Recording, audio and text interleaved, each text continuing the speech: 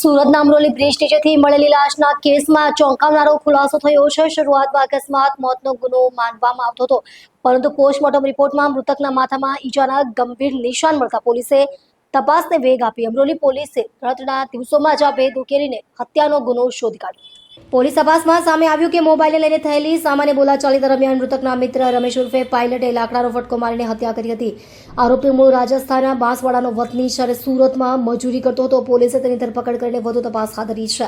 આ બાબતે સુરત શહેર પોલીસના એસીપી મિલન મોદીએ જણાવ્યું હતું કે પીએમ રિપોર્ટ બાદ કેસની ગંભીરતા સમજાતા તાત્કાલિક તપાસ કરવામાં આવી અને આરોપીની ધરપકડ કરવામાં સફળતા મળી છે। પોલીસે હત્યામાં વપરાયેલું લાકડું જપ્ત કરી લીધું છે। આ મામલે વધુ તપાસ હાલ ચાલુ છે। ગત તારીખ 16/5/2026ના રોજ અમરોલી પોલીસ સ્ટેશનમાં એક એડી દાખલ થઈ હતી। બનાવની વિગત એવી છે કે ગત 15 તારીખની બપોરના અમરોલી જે બ્રિજ છે એના નીચે એક હીરાલાલ ચંપા ગરાસિયા કરીને જે મરણ જનાર છે એની ડેડ બોડી મળી હતી અને જે આધારે અમરોલી પોલીસ સ્ટેશનમાં પહેલાં એડી દાખલ થઈ હતી અને ત્યારબાદ એડીનું પોસ્ટમોર્ટમ કરાવતા ડૉક્ટરશ્રી દ્વારા જણાવવામાં આવેલ કે આમાં જે મરણ જનાર છે એને માથાના ભાગે ઇન્જરી થયેલ છે। જે આધારે પોલીસને સસ્પિશિયસ લાગતા પોલીસે આગળ તપાસ ચાલુ કરી હતી।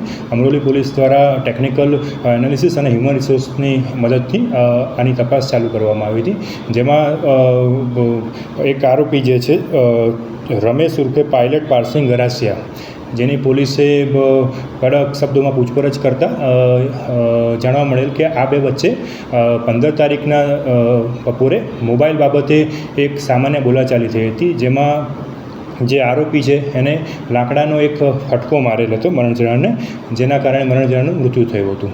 ત્યારબાદ પોલીસે આરોપીની ધરપકડ કરેલી છે અને આગળની કાર્યવાહી અમરોલી પોલીસ દ્વારા ચાલુ છે। આરોપીના ઉપર પહેલાંથી પણ ગુનાહિત અત્યાર સુધીની અમારી તપાસમાં કોઈ આરોપીના વિરુદ્ધમાં અત્યારે કોઈ પહેલાંનો કોઈ ગુના દાખલ થયેલા નથી। આરોપી શું કામ કરે?